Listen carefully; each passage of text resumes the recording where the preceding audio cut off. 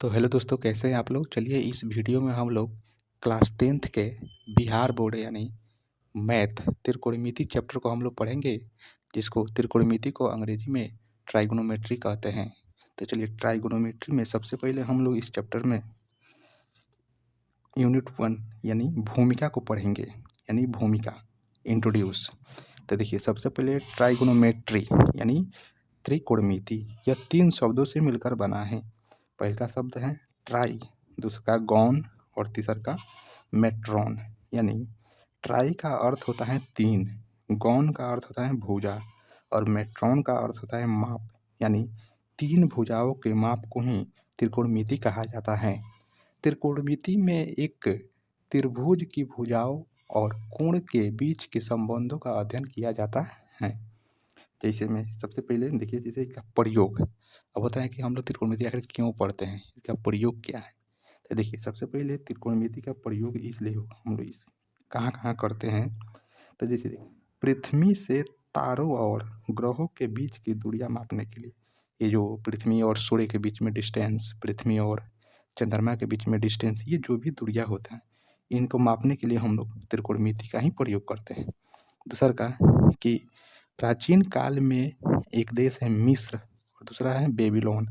यानी प्राचीन काल में मिस्र और बेबीलोन जैसे देशों में त्रिकोणमिति पर किए गए कार्य का उल्लेख मिलता है। यानी यह त्रिकोणमिति जो है सिर्फ और सिर्फ भारत में ही नहीं बल्कि पूरे विश्व में है, जो है इसका जो है उल्लेख मिलता है। और प्राचीन काल में मिस्र और बेबीलोन जैसे देशों में इसका उल्लेख मिलता है।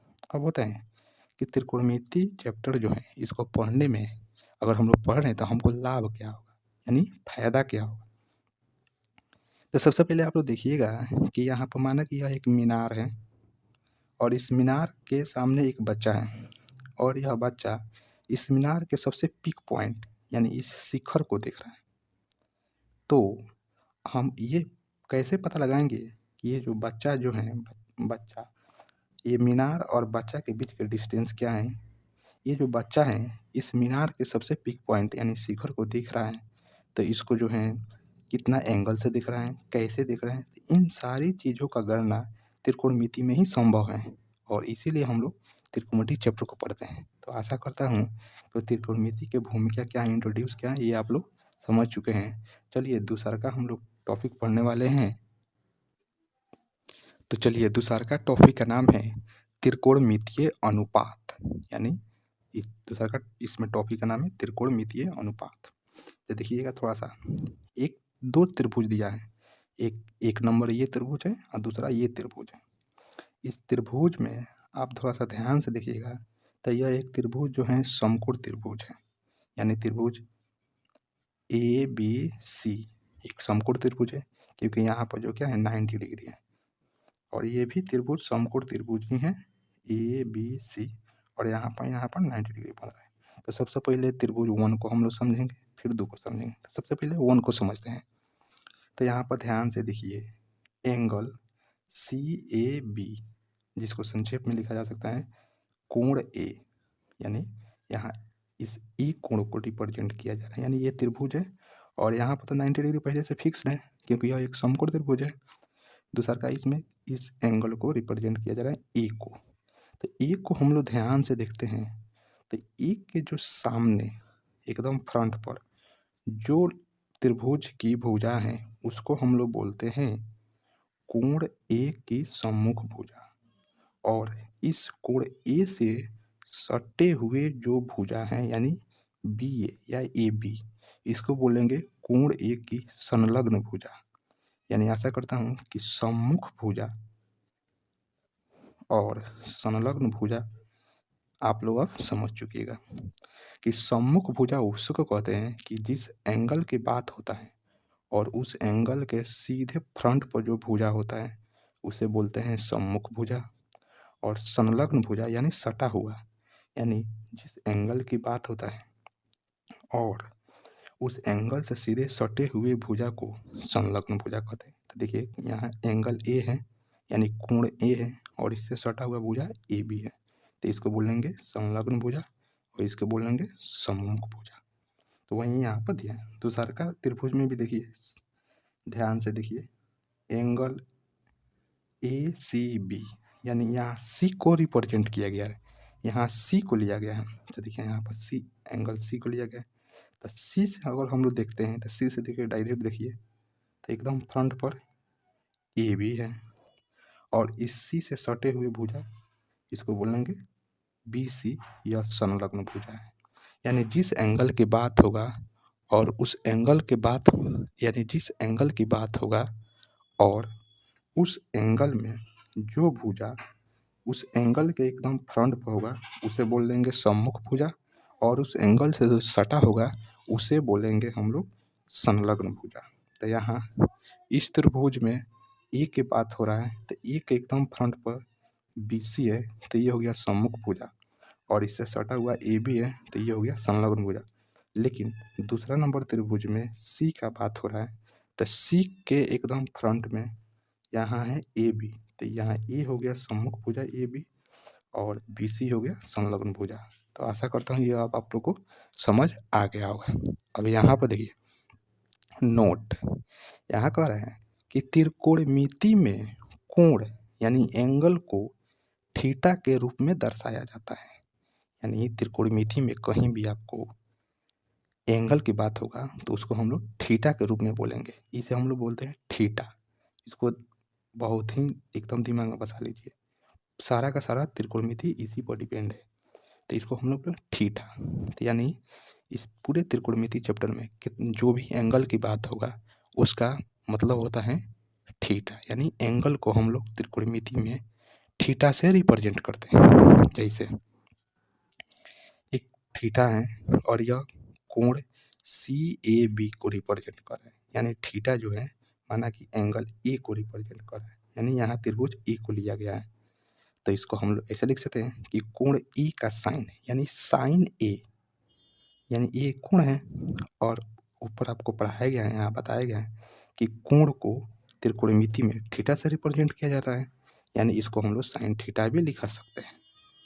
दूसरा यहाँ कोण A का कॉस थीटा यानी कॉस A, और इसको हम लोग कॉस थीटा के रूप में भी लिख सकते हैं। तीसरा कोण A का टैन यानी टैन A लिख सकते हैं, लेकिन टैन चूँकि हम बताए हैं आपको कि यहाँ A एक एंगल है और एंगल को हम लोग थीटा के रूप में रिप्रेजेंट कर सकते हैं, तो यहाँ पर इसको टैन थीटा भी लिख सकते हैं, यानी A के जगह पर थीटा का प्रयोग कर सकते हैं। दूसरा का एक होता है अपोजिट, तो जिस तरह यहाँ पर हम आपको बढ़ाए कि sine theta, cos theta, tan theta, उसी तरह अपोजिट में भी होता है कि जैसे यहाँ पर साइन थीटा, तो साइन थीटा का अपोजिट होता है कॉसेक थीटा, कॉस थीटा का अपोजिट होता है सेक थीटा, तथा टैन थीटा का अपोजिट होता है कॉट थीटा। इसको याद रखिएगा, साइन का अपोजिट कॉसेक, कॉस का अपोजिट सेक, टैन का अपोजिट कॉट।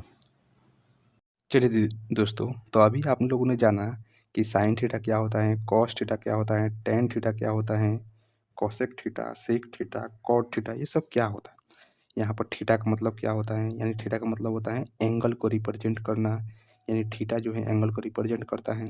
तो चलिए अब थोड़ा सा हम लोग इस पर ध्यान दें। CARE केयर का मतलब होता है ध्यान देना।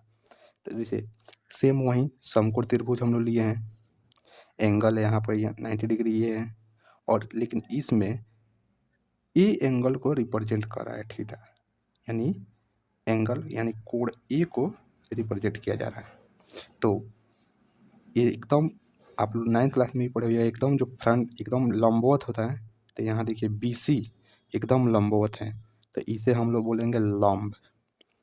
AB यानी बेस है, तो इसे बोलेंगे हम लोग आधार, और इन दोनों को इसका स्टार्टिंग पॉइंट और इसका भी अंतिम पॉइंट को जोड़ने वाली जो रेखा होती है इसको बोलते हैं कर्ण, यानी ये 9th की बात है। लंब को अंग्रेजी में हम लोग परपेंडिकुलर कहते हैं, लेकिन शॉर्ट में P हम लोग लिखेंगे। आधार को अंग्रेजी में बेस कहते हैं, लेकिन शॉर्ट में हम लोग B लिखेंगे। कर्ण को अंग्रेजी में हाइपोटेनस कहते हैं, लेकिन आज से हम शॉर्ट में H लिखेंगे। अब चलिए कह रहे हैं कि इसमें एंगल E को रिप्रेजेंट किया गया है थीटा के माध्यम से, तो साइन थीटा बराबर क्या होगा। तो देखिए साइन थीटा यानी साइन ने E की जगह पर थीटा को रखा गया, यानी साइन थीटा बराबर हम आपको बताए थे कि जिस एंगल को जिस एंगल को रिप्रेजेंट किया जा रहा है उसके सीधे सामने वाले को हम लोग बोलेंगे लंब। तो देखिए यहाँ पर लंब कौन है, BC। और सूत्र होता है इसका कि साइन थीटा बराबर लंब बटे कर्ण, यानी लंब यहाँ क्या है BC और कर्ण क्या है AC। तो यानी BC बटे AC, और BC को हम लोग शॉर्ट में लिखेंगे P यानी लंब, और कर्ण यानी AC को हम लोग शॉर्ट में लिखेंगे H, यानी साइन थीटा बराबर P/H। दूसरा क्या होता है कॉस थीटा बराबर, तो कॉस थीटा का फॉर्मूला होता है, कॉस थीटा बराबर होता है आधार बटे कर्ण, आधार बटे कर्ण। तो आधार है यहाँ देखो ये कौन AB, तो AB, कर्ण AC, तो AC। आधार को हम लोग शॉर्ट में लिखेंगे B, तो यहाँ पर है B, AC यानी कर्ण, कर्ण को हम लोग शॉर्ट में लिखेंगे H, तो यहाँ पर H लिख देंगे, यानी कॉस थीटा बराबर B/H।